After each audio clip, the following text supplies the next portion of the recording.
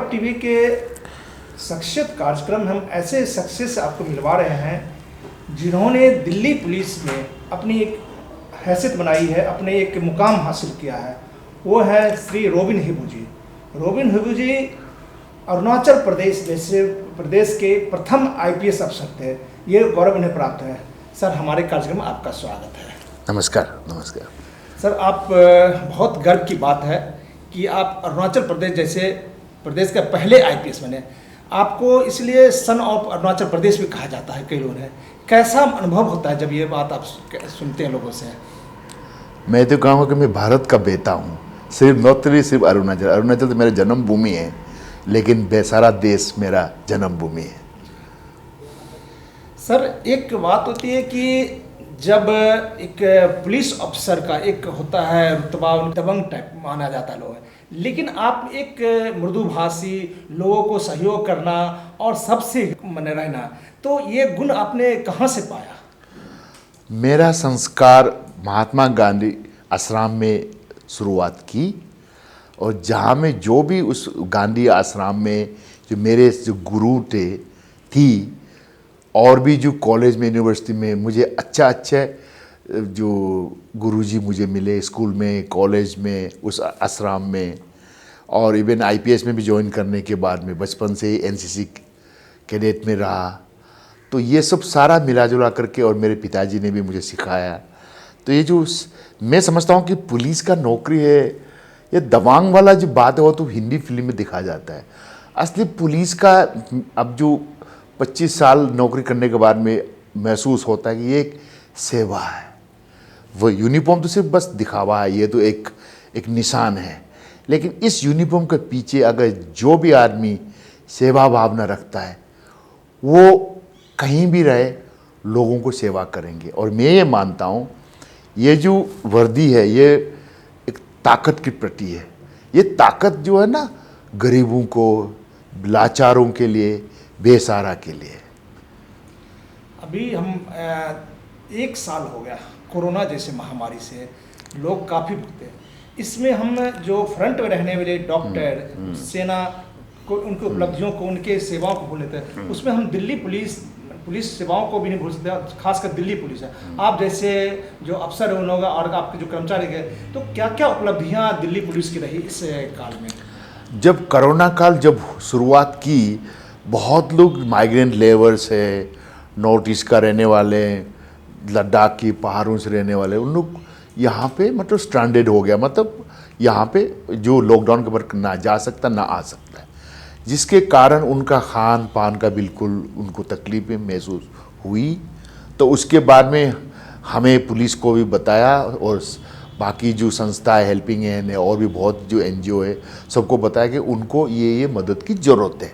तो दिल्ली पुलिस ने, तो मैं तो ये कहूँगा कि बहुत एक संयम से सोच विचार करके इमीडिएट प्रॉम्प्ट तुरंत ही हमने 2 राशन डिस्ट्रीब्यूशन सेंटर खोला। एक तो मालवीय नगर में पैकिंग सेंटर भी रहा, डिस्ट्रीब्यूशन सेंटर भी रहा, गाड़ी भी था, आदमी भी हमारे 24 घंटा, जो 4 गाड़ी साउथ, 4 गाड़ी नॉर्थ, दूसरा नॉर्थ वाला एनपीएल में था, जहाँ जो अच्छा इंसान या कोई संस्था चावल, आटा जो भी देता है उसे हम ले लेता था। उसको पैक करा के, पैकिंग टीम अलग था, डिस्ट्रीब्यूशन टीम अलग था, और हमारा पुलिस कंट्रोल रूम में भी हमें कॉल मिलता था कि यहाँ हमें राशन की ज़रूरत है, चावल की ज़रूरत है, खाना पीना की ज़रूरत है। हमने कुछ एनजीओ से भी हमने तालमेल करके उसके साथ भी काम किया, जैसे हेल्पिंग हैंड जो नॉर्थ ईस्ट और जो पहाड़ों के लिए जो दिल्ली में बहुत ही सहायता किया है, उन्होंने भी संस्था खोला। उसका एनजीओ भी मैं भी जुड़ा हुआ हूँ हेल्पिंग हैंड से बहुत सालों से। तो उसी ने भी हर दिन हर रात सोशल मीडिया के माध्यम से उन्होंने अपना उसका दुख तकलीफ बताया, एड्रेस बताया, जहाँ पे हमें उसको मेडिकल दवाइयाँ, पैड लड़कियों के लिए, औरत के लिए, चावल, आटा, तेल, इवन साबुन तक पहुंचाया, टूथब्रश तक पहुंचाया। और इसमें सिर्फ दिल्ली पुलिस ने तो ठीक है, हमने बहुत बिल्कुल पूरी तरह से प्लानिंग करते हुए तो किया है, लेकिन इसमें हम धन्यवाद देना चाहेंगे जो उन संस्थाओं को, उन जो कॉरपोरेट हाउस को, जैसा अपना जो है ना, ये अपना मुथूट फाइनेंस है, जो एनईसी नॉर्थ ईस्ट काउंसिल है, अपना जो है ना जो सनराइज कंपनी है, और भी बहुत लोग ऐसा संस्था है, लोग हैं जिन्होंने चावल दाल चीनी जो भी जो हो सकता है दिया, उसको हम सही तरीके से हम उसको आइटम बनाया, एंट्री किया, लिखाया, पढ़ाया, ठीक तरह से रिकॉर्ड रख करके, और हर दिन जिसको हम एड्रेस जो मिलता है उसी दिन उसी प्रति दिल्ली को हम 4 भाग में किया गया, north south, north east, south east, north west, south west.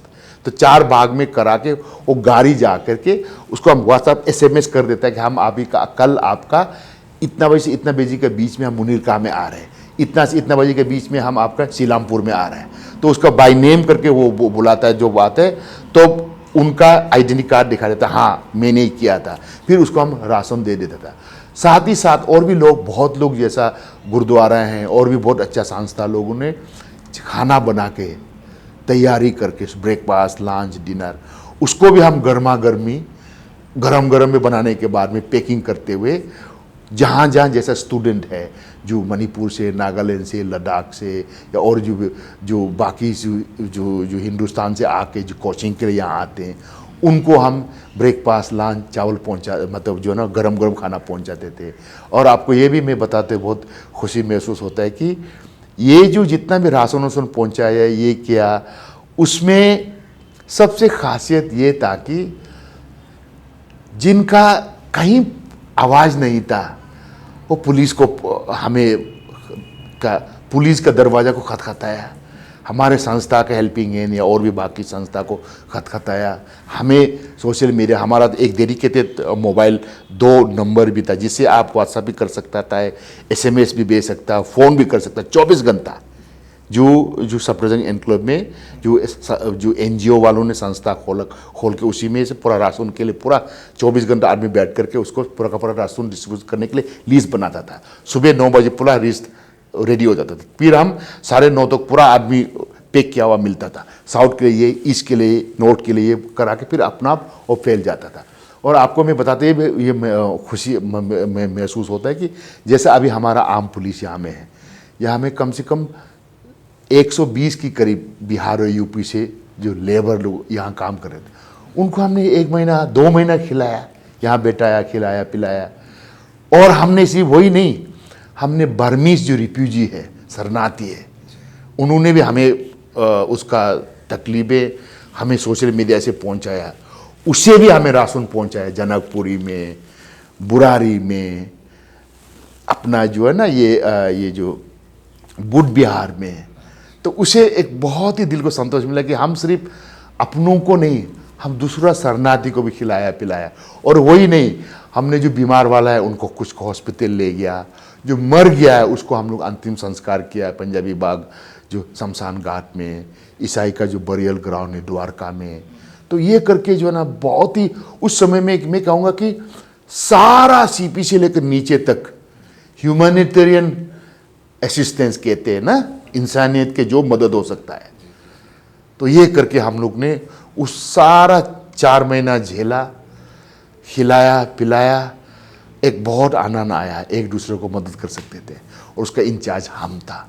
दिन रात करा करके हम लोगों का, चलो ज़िंदगी को नहीं जो थोड़ा सा जो कर सकता, हम अपना लेवल से एक दिल्ली पुलिस का एक ऑफिसर होने के नाते और संस्था से मिल करके हमने दूसरों का आंसुओं को थोड़ा पहुँचा है। आपने कहा इंसानियत की एक मिसाल आपने कायम की। आप अभी बात चल रही थी तो आपने कहा हेल्पिंग हैंड जो आपकी संस्था है काफ़ी अच्छा, मैंने सुना है कि वहाँ काफ़ी काम किया गया। जो बुजुर्ग थे उनके लिए आप सहयोग किया, जो बीमार थे उनके लिए जो इनको राशन सब गया। तो जो हेल्पिंग हैंड है वो है क्या, और मैंने जो स्थापना आपने किया उसका उद्देश्य क्या था, और ये क्या क्या काम किया गया इस दौरान? देखो ऐसा है, हेल्पिंग हैंड जो है ना ये एक संस्था है जो पहाड़ों से आते, हिमालय से, चाहे नागालैंड, मणिपुर, त्रिपुरा, मिजोरम, मेघालय, अरुणाचल, लद्दाख, पहाड़ी हिमाचली से, सिक्किम, दार्जिलिंग से आते हैं। उनका एक अलग ही पहचान है, दिखते भी अलग, खाते भी अलग, रहन सहन भी अलग, भाषा भी अलग। ज़्यादातर तो हिंदी बोलना नहीं आता है, जिसका कारण उन्हें एडजस्टमेंट में प्रॉब्लम हो जाते हैं।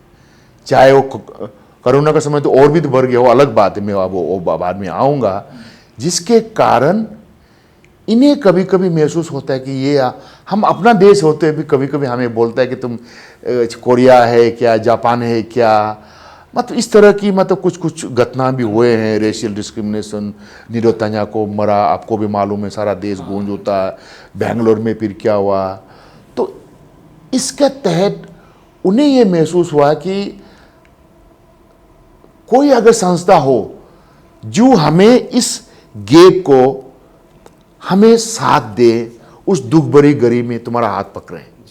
तो ये जो है हेल्पिंग हैंड है, जो उन पहाड़ों से जो भी दिल्ली में बसे हुए हैं या बाकी हिंदुस्तान के शहर में जो भी जो अफसर हो, बिजनेसमैन हो, लॉयर हो, एंटरप्रेन्योर हो जो बसे हुए हैं, हम सब ने मिल करके, ऑफकोर्स मैंने इसको शुरुआत की, सब ने हम मिल करके, एम्बेसडर है, आईएएस है, आईएफएस है, रेवेन्यू सर्विस है, लॉयर है, सब मिल करके हमने 2014 को शुरुआत की।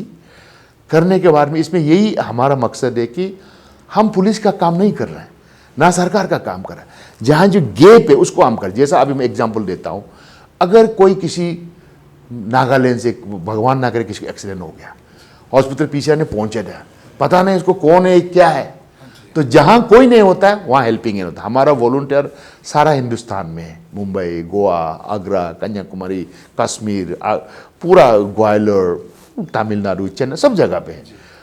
तो कहीं भी अगर हमारा जैसा जो नॉर्थ ईस्ट से, लद्दाख से, सिक्किम से या कहीं से भी, दार्जिलिंग से, अगर कहीं इस तरह की बात हो जाता है तो हम उसमें तुरंत पहुंच जाते हैं, ताकि शुरुआत का जो गैप है ना, किसी को पता नहीं कौन है क्या है, हम उनका माँ बाप तो उसका एड्रेस उसको लेके उसको पहुंचा देता है। फिर जिस संस्था में, चाहे वो नौकरी कर रहा था हो या कर रही थी, या कोई कॉलेज में जो संस्था में जिस संस्था में पढ़ती थी या पढ़ता था, उसको हम कनेक्ट कर देता था और हम उसी समय में उसको संभाल लेता था। हमारा ब्लड बैंक भी है ऑल इंडिया, और हमारा ऑल इंडिया ब्लड बैंक से बहुत दोनों टाई अप भी है, जहाँ क्या जिसको ज़रूरत पड़ता है। हाँ, ये गरीब लोगों के लिए है, ये पूरा जो जिसका बहुत बड़े बड़े जो अफसर है, जिसका सब कुछ, उसके लिए नहीं है। ये जो ब्लड बैंक, उसके लिए जो स्टूडेंट है, छोटा मोटा काम करता है, उनके लिए है। तीसरा, एक तो हो गया इमरजेंसी एसिड, दूसरा हो गया ब्लड बैंक, तीसरा हो गया हमारा यूथ एम्पावरमेंट। जो पहाड़ों से जो आते हैं, जब हम भी विद्यार्थी था, मेरे लिए दिल्ली और कलकत्ता, मुंबई मतलब अमेरिका में जाने के बराबर है। आज भी मेरे घर में पहुंचने के मुझे 4 दिन लग जाता है।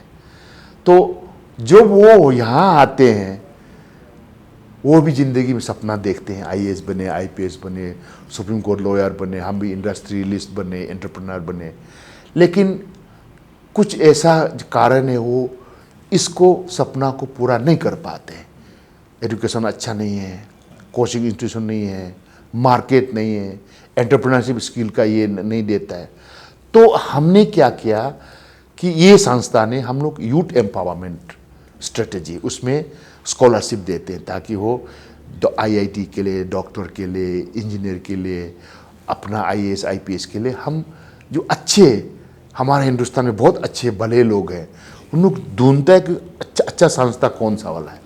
तो हमें भी अभी बहुत उन लोगों ने, जैसा एएलएस है, वाजीराम है, मुटूट है, सनराइज योनेक्स कंपनी है, और भी बहुत लोग संस्था है जो हमें स्कॉलरशिप देता है। और हर साल उन पहाड़ों से जो आते हैं, जो दिल्ली में सपना जाने का तो सपना भी नहीं देख सकता है, उन्हें हम एप्लीकेशन, उससे हम इनवाइट करते हैं सोशल मीडिया के थ्रू, कि अगर तुमने 10वीं क्लास में अच्छा किया हो, 12वीं में अच्छा किया हो, ग्रेजुएशन आप अच्छा किया हो, और अगर आप गरीब फैमिली से अगर आप बिलोंग करता है, गरीब फैमिली से अगर आपका है, तो आप हमें अप्लाई करो।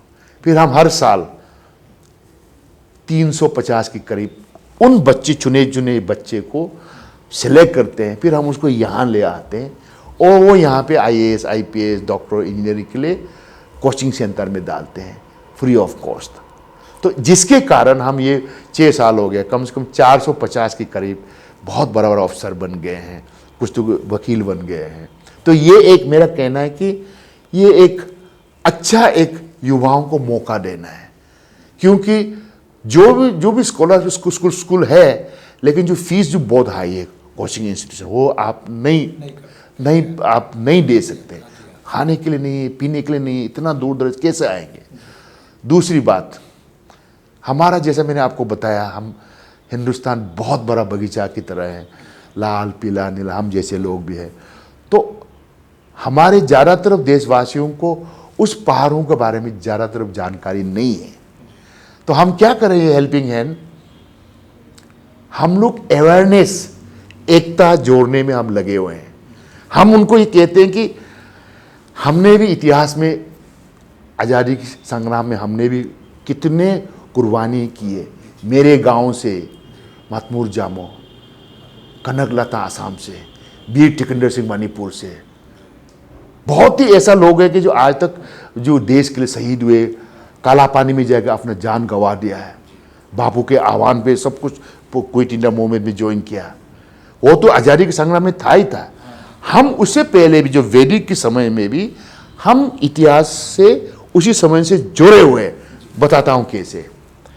शिव पुराना में चैप्टर, ये बुक 7 में, चैप्टर 17 में लिखा हुआ, मैंने खुद पढ़ा है। शिव भगवान कहते हैं, आप, ये धर्म की बात नहीं है, ये एक सिविलाइजेशन की लिंकेज की बात है, कि मेरा एक बसेरा होगा जिसका जगह नाम होगा अरुणाचल। सोचो वैदिक समय में कहा। और इसको 2005 में 22 फीट शिवलिंग 0 में उसका डिस्कवरी किया। जब भगवान परशुराम अपना मां को वध करने के बाद में, ये वैदिक में लिखा हुआ है, जो उन्होंने कहा, विष्णु ने कहा कि तुम अपना तपस्या अरुणाचल में जाके करो, गुफा में। और उसी नदी के सामने गुफा, आज जहाँ पे भगवान परशुराम ने अपना कुतार जो हाथ में लग गया था, महीनों तपस्या करने के बाद में जो उसी से स्नान करके वो कुतार हाथ से निकल गया, आज वो परशुराम कुंड बन करके लोई डिस्ट्रिक्ट में इस देश का एक तीर्थ स्थान बन गया है। हर साल मेला लगता है भगवान परशुराम कुंड के नाम पे। तीसरी बात, भगवान श्री कृष्ण का जो पत्नी है रुक्मिणी, अरुणाचल का है। उसका नाम भी रुक्मिणी, गांव भी आज है।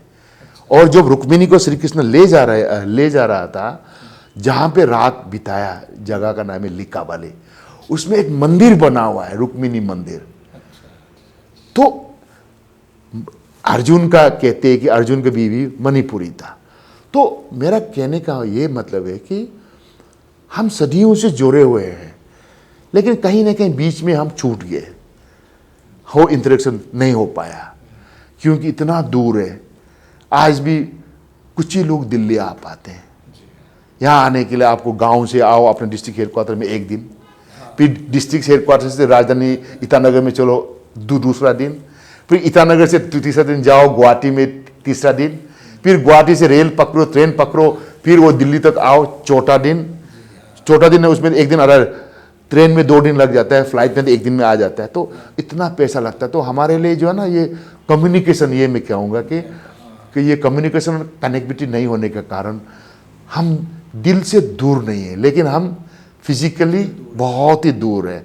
तो ये जो हेल्पिंग हैंड जो अभी जो कह रहे हैं, ये मेरा ये मानना है, हम कोशिश कर रहे हैं कि ताकि हम इस नॉर्थ ईस्ट का और पहाड़ों में रहने वाला जो भी जो सिटी में आते हैं, उनका दुख दर्द को हम मदद तो कर ही रहा है, साथ ही साथ हम इस देश का एकता और अनेकता को हम जोड़ना चाहते हैं। मैं हमेशा बोलता हूँ, कौन कहता है दिल्ली वालों के पास दिल नहीं है?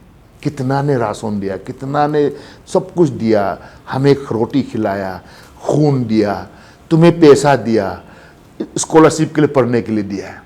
तो अगर आप कहीं इधर उधर भी आपको कोई तुम्हें बोलता है चिंकी है, ये है, वो है, जलील करता है, तो घर में भी तो झगड़ा होता है, उसको दिल में नहीं लेना है।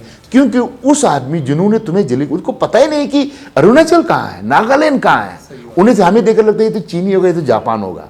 तो हमारा, हम सब का देखने वाला का फर्ज बनता है कि हम सब इस हिंदुस्तान के जो बगीचा को, मेरे जैसे छोटा आंख भी देखो, पहाड़ी में रहने वाला, पगड़ी पहनने वाला पंजाबी, लुंगी पहनने वाला बनाकाम तमिलनाडु, तो इस अनेकता को हम लोग जो पहाड़ों के साथ जोड़ रहे हैं। और मैं आपको बताते हुए बहुत खुशी महसूस होता है कि अभी हमें दिल्ली में और बाकी जो हिंदुस्तान